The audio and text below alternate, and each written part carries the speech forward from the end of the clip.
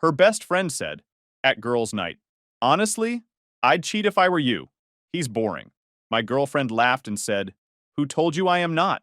She didn't know her phone was connected to the car Bluetooth while I sat in the driveway, waiting to pick her up.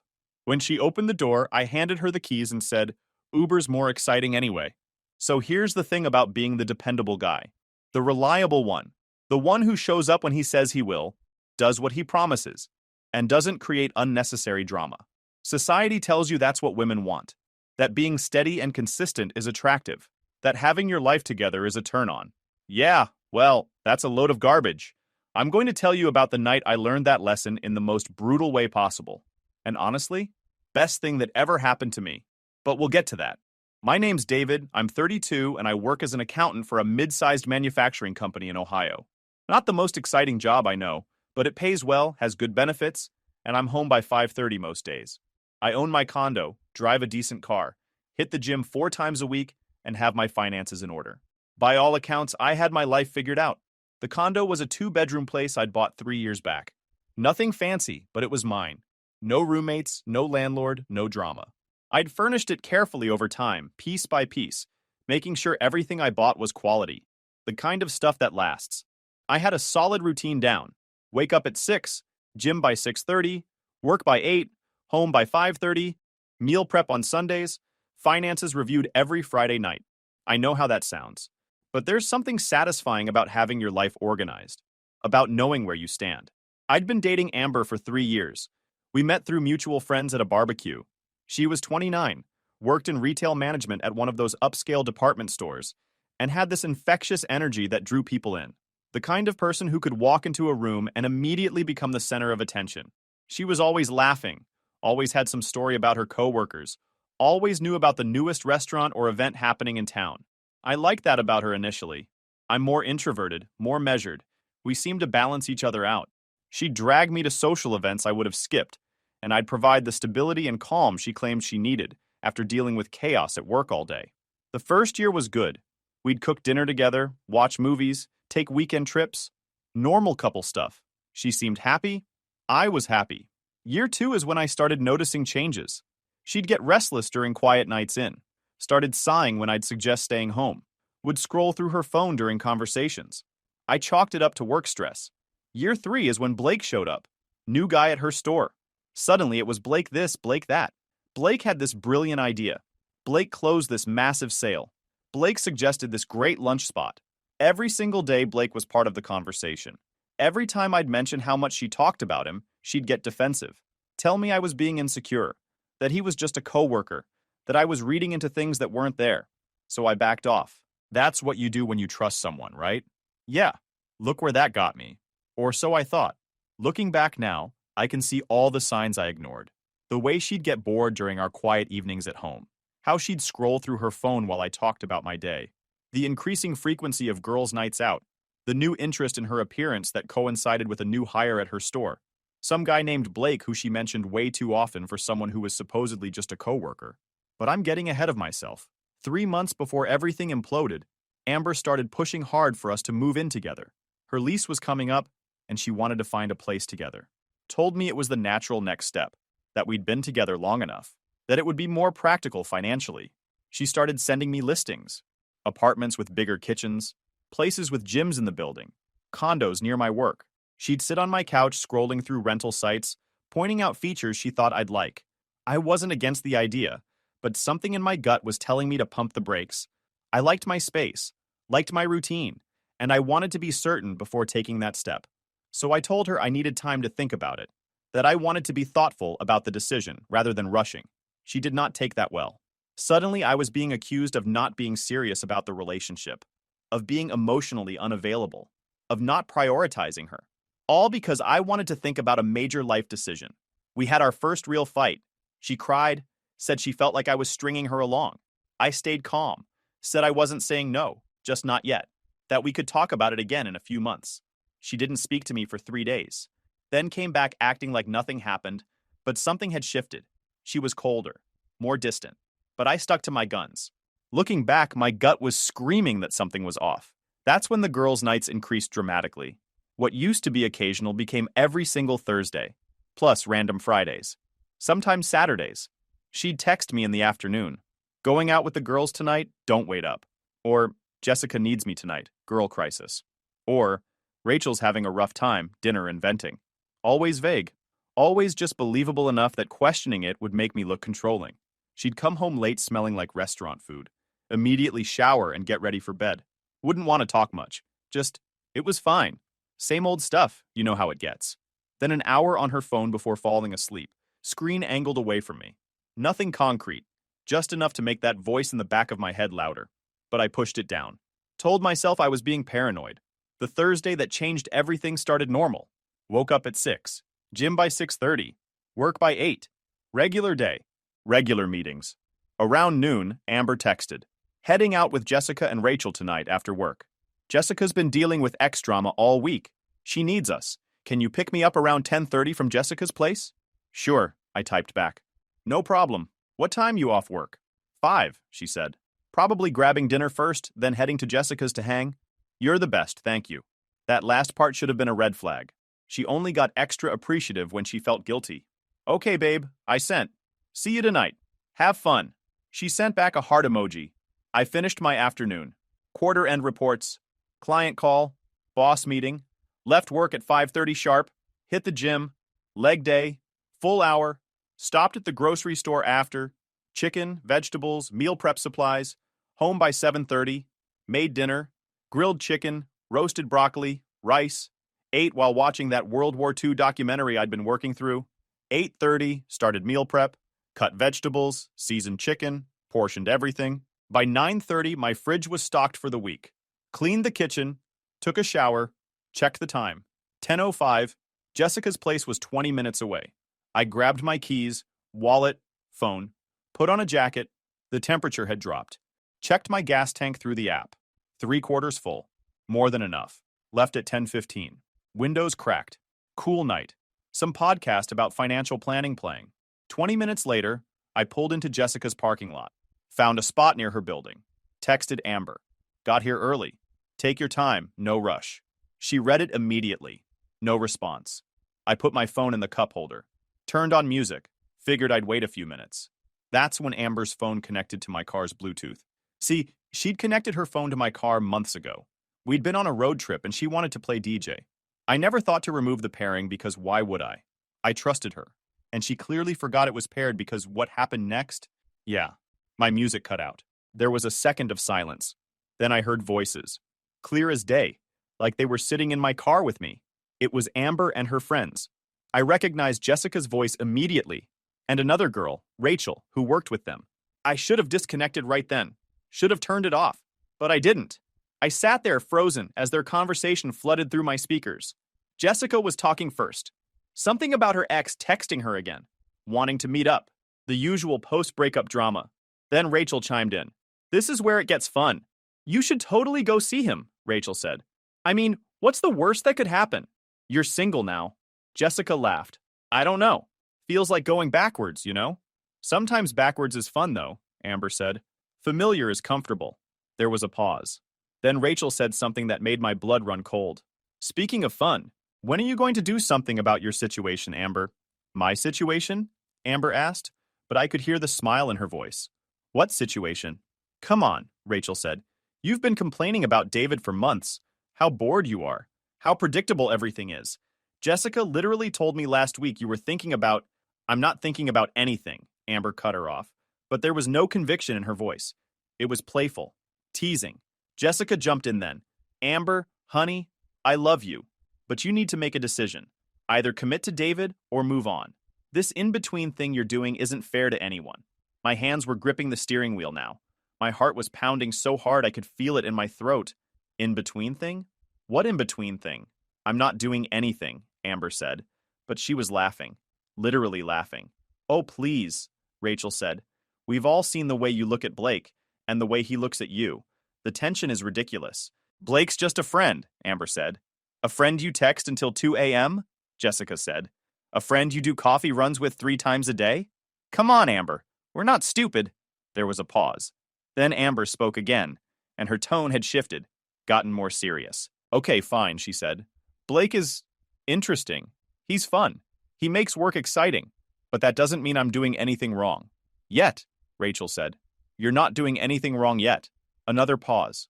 Longer this time. Then Jessica, in a tone that sounded almost encouraging, said this. Honestly, I'd cheat if I were you. David's boring. He's stable and he's nice, but boring. You're 29, Amber. You should be having fun, not playing house with an accountant who gets excited about meal prep. They all laughed. All three of them.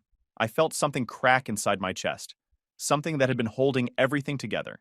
And then Amber spoke. And with 5 words, she destroyed 3 years. Who told you I'm not? Silence. Then squealing. High-pitched, excited squealing like she'd just announced an engagement. Wait. What? Rachel practically screamed. Are you serious right now? Oh my God, Amber, Jessica said. How long has this been going on? I couldn't hear Amber's response. Not because the Bluetooth cut out, but because my ears were ringing. My vision had tunneled. Everything around me felt distant and muffled, like I was underwater. Who told you I'm not? She wasn't planning to cheat. She was already doing it. I sat there in my car, in that parking lot, while the 3 of them dissected my girlfriend's infidelity, like it was juicy gossip, like I was some punchline, some boring obstacle she'd finally gotten around to stepping over. They were talking about Blake, about when it started. Apparently it had been going on for about a month. Nothing serious, Amber claimed. Just fun. Just excitement. Just something to break up the monotony of dating someone stable. My phone buzzed. A text from Amber. Coming down now. I looked at my phone, then at the steering wheel, then at the apartment building where my girlfriend was about to walk out, completely oblivious to what I'd just heard. And something clicked in my brain. Something cold and clear and absolutely resolute. I wasn't going to cry, wasn't going to yell, wasn't going to make a scene. I was going to do exactly what I do best. Stay calm, stay controlled, and systematically remove this problem from my life. I reached over and disconnected her phone from the Bluetooth. The voices cut off mid-sentence. I sat back in my seat, took a deep breath, and waited. 2 minutes later, Amber came walking out of the apartment building. She was laughing at something, typing on her phone, probably texting Blake if I had to guess. She looked up, saw my car, and smiled. That same smile she'd given me 1,000 times before. Except now, it just looked fake. She walked over and opened the passenger door. Hey, babe, she said, sliding into the seat. Sorry, lost track of time. You know how it is. I looked at her, really looked at her. And I saw a stranger? Yeah, I said. I know exactly how it is. She buckled her seatbelt, still looking at her phone. Thanks for picking me up. You're the best. I reached into my center console and pulled out my car keys. All of them. House key, car key, the spare key to her apartment she'd given me. I held them out to her. She looked up, confused. What's this? Your ride, I said. Well, former ride. You'll need to find another way home. Her face went from confused to concerned. David, what are you talking about? I'm talking about the fact that your phone connected to my car Bluetooth about 15 minutes ago. And I heard everything. I watched the color drain from her face in real time. It was almost satisfying. Almost. David, Save it, I said. I don't want to hear it. I'm not interested in explanations or excuses or whatever you think is going to fix this. You cheated. You laughed about it with your friends. You called me boring. And honestly, that's fine. You're entitled to your opinion. But I'm also entitled to remove myself from the situation. So here's what's going to happen. You're going to take these keys, get out of my car, and find your own way home. Maybe call Blake. I hear he's fun. She was staring at me like I'd grown a second head. David, please. Let me explain. It's not what you think. It's exactly what I think, I said. You've been sleeping with Blake. For about a month, if I heard correctly. And you told your friends that I'm boring and predictable. So congratulations. You got what you wanted. Freedom from the boring, stable guy. Now get out. She started crying then. The whole performance. Tears. Trembling lip. The works. David, I made a mistake. I'm so sorry. It didn't mean anything. Blake doesn't mean anything. You're the one I love. If I'm the one you love, I said, voice flat, you've got a really strange way of showing it. I reached across her and opened the passenger door. Out. Now. She didn't move. Just sat there sobbing, probably waiting for me to cave. Waiting for me to comfort her and tell her it would be okay and that we'd work through this. Yeah, that wasn't happening. I pulled out my phone and opened the Uber app. Then I turned the screen toward her. See this? I said. I can either wait for you to get out voluntarily, or I can call you an Uber and sit here while you wait for it in the parking lot. Your choice. But either way, you're not getting back into this car. Something in my tone must have finally gotten through to her. She grabbed the keys from my hand, gave me one last desperate look, and got out of the car. I didn't watch her walk away. I put my car in reverse and left. The drive home was surreal. I kept expecting to feel something. Anger, sadness, devastation. But all I felt was cold certainty that I'd done the right thing. When I got back to my condo, I went straight to work. Started with my bedroom. Pulled out everything of Amber's that had accumulated over 3 years. Clothes, toothbrush, face wash, hair ties, slippers. I put it all in a garbage bag. Then the living room. The throw blanket she'd bought. The decorative pillows. The candles. The framed photos of us from trips and dinners and parties. All of it went in the bag. Kitchen next. Her special iced tea. The expensive granola. The vanilla creamer. The crackers. Gone. By the time I finished, I had 2 full garbage bags, and my apartment looked like mine again. No traces of her anywhere. Then, the digital purge. Blocked her number. Blocked her on every social media platform. Created an email filter to send anything from her straight to trash. I moved every photo of her into an album to delete later. Complete scorched earth. I wasn't going to give her the opportunity to manipulate me, to cry and promise to change. I knew that playbook. No thanks. I slept better that night than I had in months. The next morning, I woke up to 47 missed calls from Amber, 63 text messages. My phone had been on silent all night. I didn't read any of them. Just deleted everything and moved on. At work, my coworker Jennifer noticed something was off. "You okay?" she asked. "Ended things with my girlfriend last night," I said. Found out she was cheating. Her eyes went wide. "I'm sorry, David. That's rough." "It is what it is," I said. "Better to know now." At lunch, Jessica called. I'd forgotten to block her. I answered, curious what angle they'd try. "Amber told me what happened," she said. "She's devastated. Can you please just talk to her?" "No," I said. Just like that. 3 years doesn't mean nothing. She loves you. She messed up, but people make mistakes. People make choices, I corrected. She chose to cheat. She chose to laugh about it with her friends. Those were decisions. And I'm making a decision too. I'm deciding I'm worth more than that. She really does love you, David. If that's what her love looks like, I said, I'll pass. I hung up and blocked her number too. Added Rachel to the block list as well. They'd all encouraged it. Every single one of them was complicit. Over the next few days, the mutual friends started reaching out. The Switzerland crowd who wanted to remain neutral, but also wanted to check in. See how I was doing. Get the full story? Word travels fast when a 3-year relationship implodes. I kept my responses simple and consistent.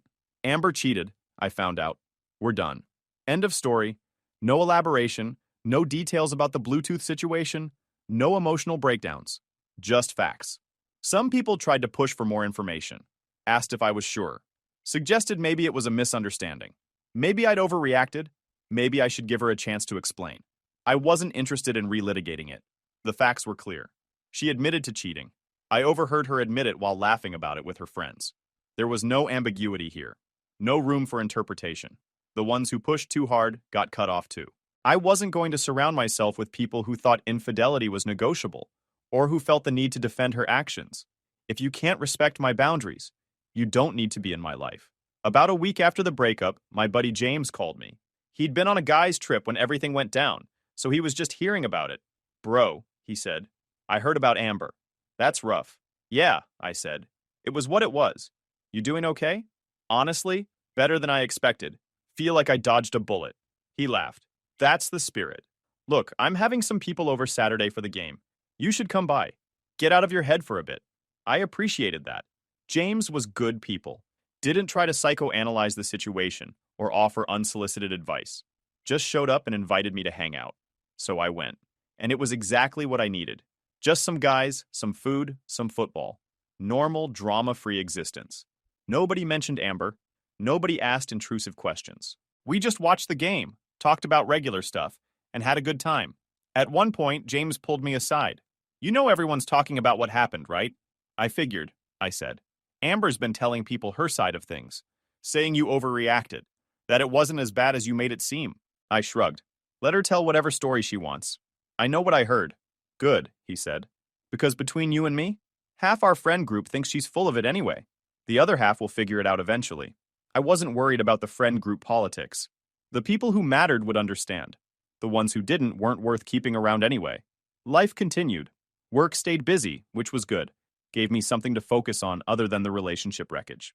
I threw myself into a few projects that had been on the back burner, picked up some overtime when it was offered, and started actually enjoying my routine again without someone constantly criticizing it. Turns out, when you're not constantly managing someone else's boredom and drama and need for excitement, you have a lot more energy for yourself. Who knew? About 3 weeks after the breakup, I was at the gym when I ran into Blake. Well, I didn't run into him. He approached me, looked uncomfortable as hell. "Hey man," he said, "can we talk?" I didn't stop my workout, just kept doing my reps. "Sure. Look," he said, "I know about everything, and I just wanted to say I didn't know she was in a relationship when things started." I paused mid-rep and looked at him. "You work with her. You knew she had a boyfriend. Everyone at your store knew." He had the decency to look ashamed. "Okay, yeah. But she made it sound like things were basically over, that you guys were on the verge of breaking up anyway." "Did she?" I said, going back to my workout. "That's interesting, because we were literally planning to move in together. But sure, basically over." Blake shifted his weight awkwardly. "Look, I'm not trying to make excuses. What happened was messed up. But for what it's worth, I ended things with her last week. That got my attention." "Oh yeah?" "Yeah. She's a lot.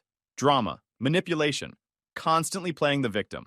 I realized pretty quick that I'd stepped into a situation I wanted no part of. I almost felt bad for him. Almost. But mostly I just felt vindicated." "Well," I said, "thanks for the warning. Little late, but appreciated." He nodded and left. I went back to my workout, feeling even better about my decision. If Blake, the exciting coworker she'd risked everything for, couldn't handle her for more than a month, that told me everything I needed to know about who she really was. 2 months post-breakup, I was doing great. Better than great, actually. I'd started dating again, casually. Nothing serious, just getting back out there. Remembering that I had value and options and didn't need to settle for someone who treated me like a backup plan. I'd also made some changes to my life. Started taking guitar lessons, something I'd always wanted to do but never made time for. Picked up hiking as a hobby. Started saying yes to more social events. Turned out I wasn't boring. I'd just been boring with the wrong person. Then I got a text from an unknown number. "David, it's Amber. Please don't delete this. I know I don't deserve to talk to you, but I need you to know how sorry I am. I made the biggest mistake of my life, and I think about it every single day. You were the best thing that ever happened to me, and I destroyed it. If there's any chance at all, that you'd be willing to talk to me, I would do anything to make this right. I love you. I never stopped loving you." I read it 3 times. Not because I was considering responding, but because I wanted to make sure I wasn't imagining the audacity. Then I blocked that number too. No explanation, no closure, no final conversation, just silence. Because here's the thing people don't tell you about being the reliable guy, the stable guy, the boring guy. You learn real quick who actually values those qualities and who just wants a safety net while they go chase excitement. Amber wanted excitement. She got it. And from what I heard through the grapevine, Blake wasn't the only one. After he ended things, she apparently went through a whole string of exciting guys. None of them lasted. None of them gave her the stability she'd taken for granted. And now she was alone, realizing that maybe boring and predictable weren't the worst things in the world. But that wasn't my problem anymore. About 4 months after everything went down, I was at a coffee shop working on a side project, financial consulting for small businesses, something to keep my mind sharp and make extra money on weekends. A woman approached my table, mid-20s, professional looking. "Excuse me," she said. "I don't normally do this, but I've seen you here a few times. Are you a financial consultant?" I looked up. Yeah. I'm an accountant, but I do consulting on the side." She smiled. "Perfect. I'm starting a business and I'm lost on the financial side. Any chance you'd be willing to chat about it?" "Sure," I said. "I've got time now." Her name was Olivia. She was starting an online boutique and needed help with books, taxes, and financial modeling. We talked for 2 hours. She was sharp, asked good questions, took notes. I found myself enjoying it. Not just teaching, but her. She wanted to understand, not just be told what to do. By the end, I'd agreed to help her set up her financial system. And then she asked if I was single. I wasn't expecting that, but I was interested. For the first time in 4 months. "I'm single," I said. "Yeah, I'd like that. Let's get the business stuff figured out first, then we can do dinner." "Perfect," she said. Over the next 3 weeks, we met 4 more times. I helped her set up bookkeeping software, walked her through tax implications, built a financial model. She was a quick learner. By our 4th meeting, she had a comprehensive plan. You're all set, I told her. Thanks to you, she said.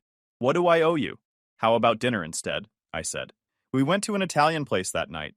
Talked for 3 hours. She told me about growing up wanting to do fashion but getting a business degree to be practical. About how she was ambitious but understood starting a business was hard. I told her about my life, my work, my approach to planning. I was honest about the breakup. 3-year relationship, girlfriend cheated, I found out, ended it immediately. She didn't judge, just said that sounded hard.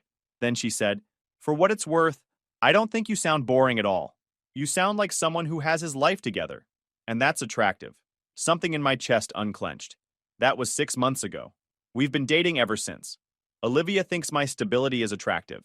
She appreciates that when I say I'm going to do something, I follow through. Her boutique launched 3 months ago, and it's doing better than projected. Revenue's up 40% from initial forecasts. She's already thinking about expansion.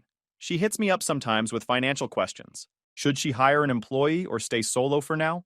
Is this marketing expense worth it? How should she structure her pricing for wholesale versus retail? I help when I can. It's satisfying seeing her succeed. Last month, she brought up moving in together.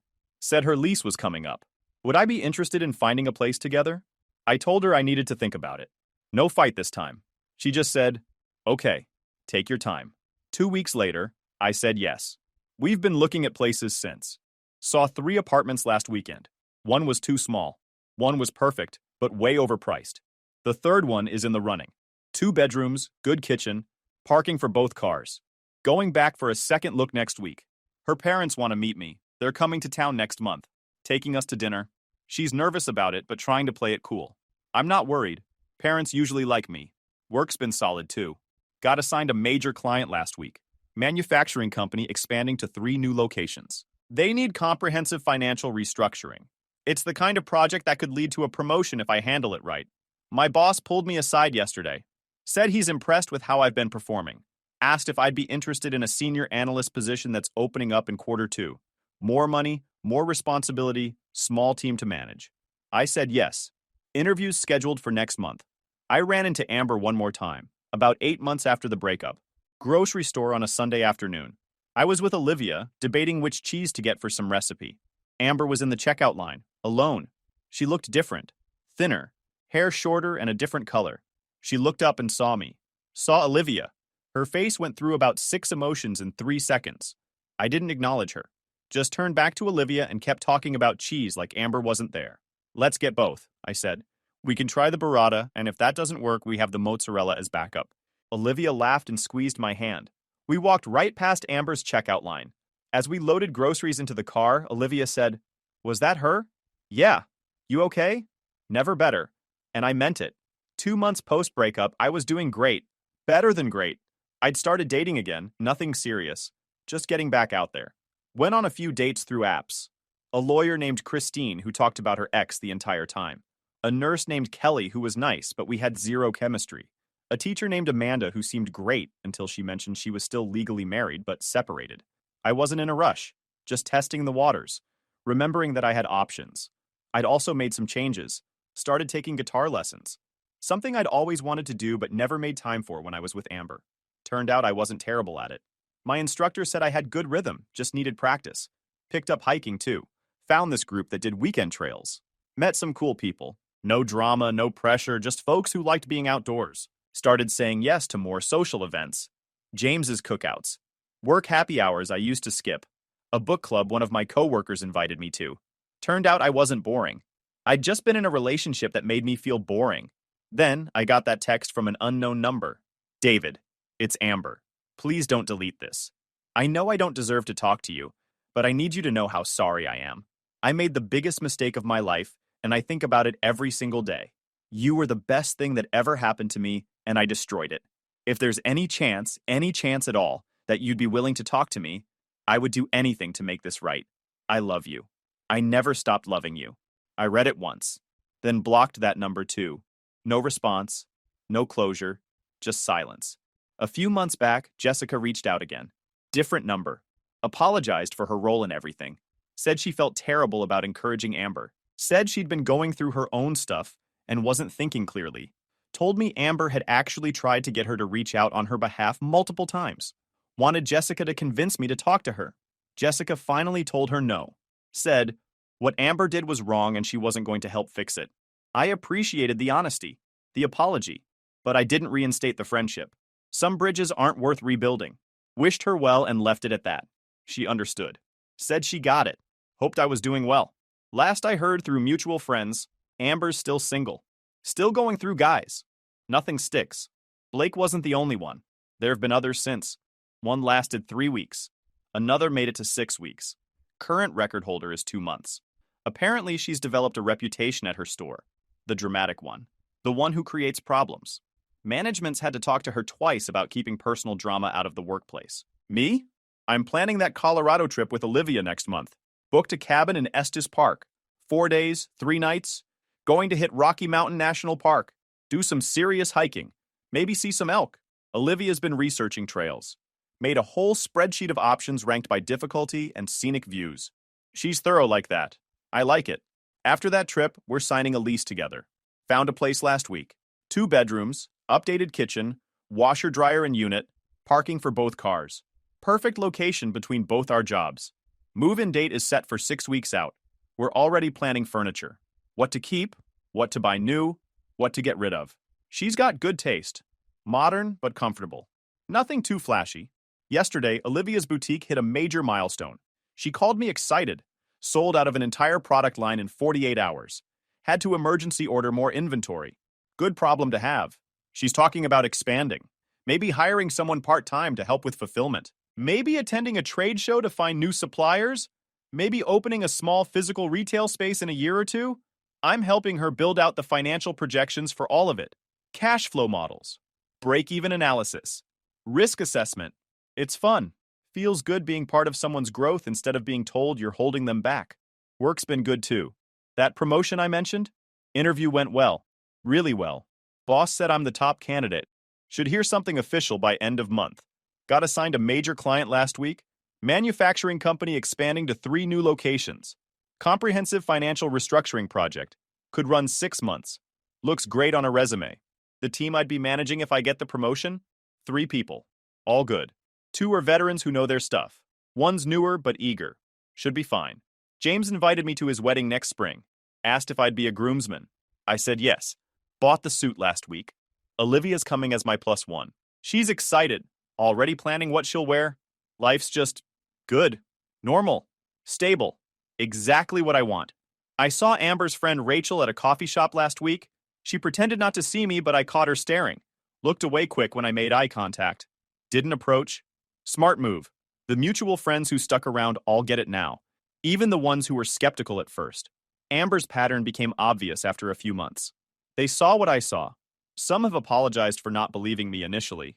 I don't hold it against them. One guy, Chris, told me he ran into Amber at a bar a month ago. She was hitting on some dude who clearly wasn't interested. Looked miserable. He felt bad for her for a second, then remembered what she did, and the sympathy disappeared. I didn't ask for details. Didn't care to know more. That chapter's closed. Olivia and I spent last weekend hiking. Found this trail we'd never been to.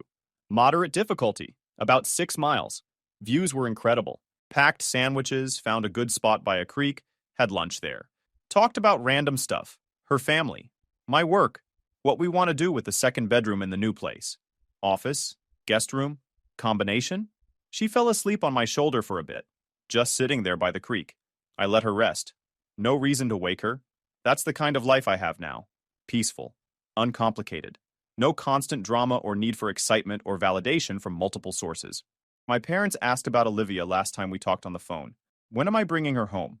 They want to meet her. I told them probably Christmas. Give us time to get settled in the new place first.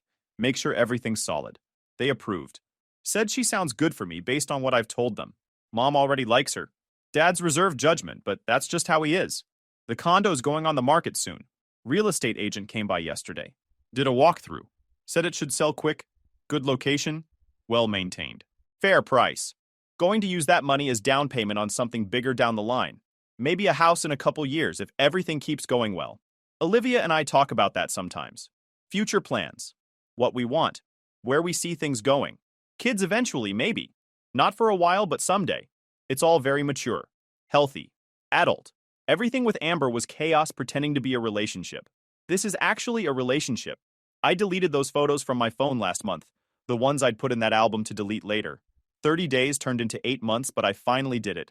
Clicked through and deleted every single one. Felt nothing when I did it. Just freed up storage space on my phone. Olivia's meeting my friends this weekend. James is having a cookout. She's excited, little nervous, but excited. I told her they'll love her, and they will. She's easy to be around. No drama. No games. Just a good person who appreciates having someone reliable in her life. That's my story. Found out girlfriend was cheating through car Bluetooth. Ended it immediately. Blocked her everywhere. Met someone better. Moving forward. No revenge plots. No trying to ruin her life. Just moved on. And that worked out perfectly. Guys, we are so close to hit 100,000 subscribers on this channel. If you are not subscribed to the channel, please consider subscribing. It really helps hit that 100,000 mark. Thanks for making this dream come true.